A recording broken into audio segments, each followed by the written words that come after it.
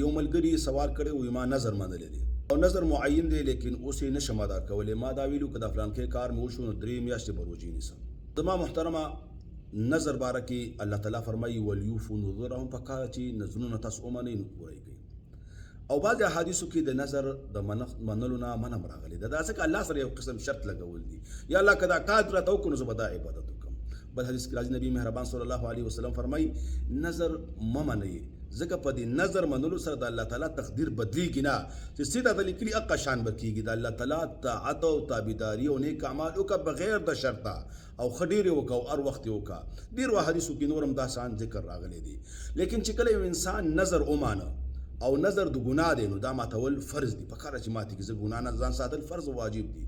او که طاعت نظر دی زه روژې نیسم زه نفل کوم بیا نشي ادا کولی او توفیق دی نه نو بیا صحیح حدیث کې راځي نبی مهربان صلی الله علیه وسلم فرمایي چا چې نظر ومانه نو پکار ده چې پوره یې کړي، او چا چې نظر د طاعت ومانه هغه حدیث کې داسې الفاظ راځي من نظر ان یطیع الله فلیطیع، او به ورپسې جمله داسې ده او چې د چا وس نه وي ومن لم یستطع فکفارته کفارة الیمین، نو بیا کفاره د کفاره د قسم ده. او کفاره د قسم په سورۃ مائده کې په 9 سپاره کې الله تعالی ذکر کړی ده لا یؤاخذکم الله باللغو فی ایمانکم ولکن یؤاخذکم بما عقدتم الايمان فکفارته اطعام 10 مساکین من اوسط ما تطعمون من اهلیکم او کسوتهم او تحریر رقبه فمن لم یجد فصيام 3 ایام.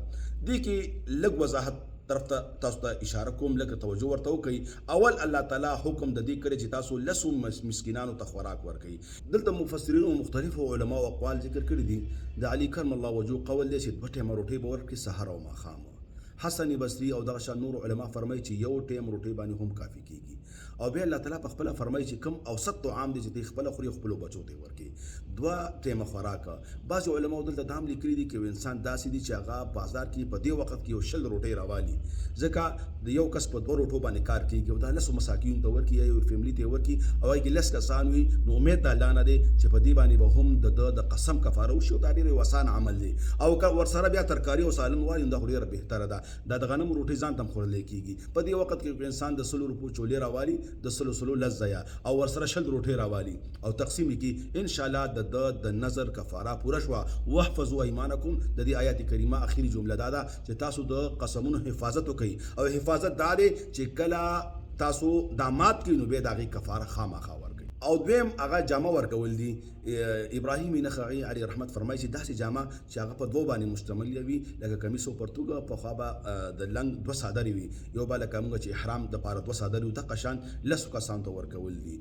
امام احمد ابن حنبل او امام مالک علی رحمت فرمایي چې داسې 2 صادرې ښځې یا سړي ته ورکول چې هغې سره کم از کم دغه فرض منځ کېږي. ښځې دپاره بیا لوپټه هم ورسره شامله ده او که سرو ته یې ورکړې نو کمیس او پرتوګ بالکل دا کافي دی. او درېیمه خبره بیا دا ده چې انسان روژې 3 ورځې ونیسي. 3 ورځې روژې پرله پسې نیول دا مستحب دي، بلکې احناف علما فرمایي چې دا واجب او لازم دي. او یو قرات د عبد الله بن مسعود چې ساز دی متتابعات لفظ راځي چې یو بل پسې به تابع وي. امام شافعي علیه رحمت فرمایي چې نه واجب نه دي.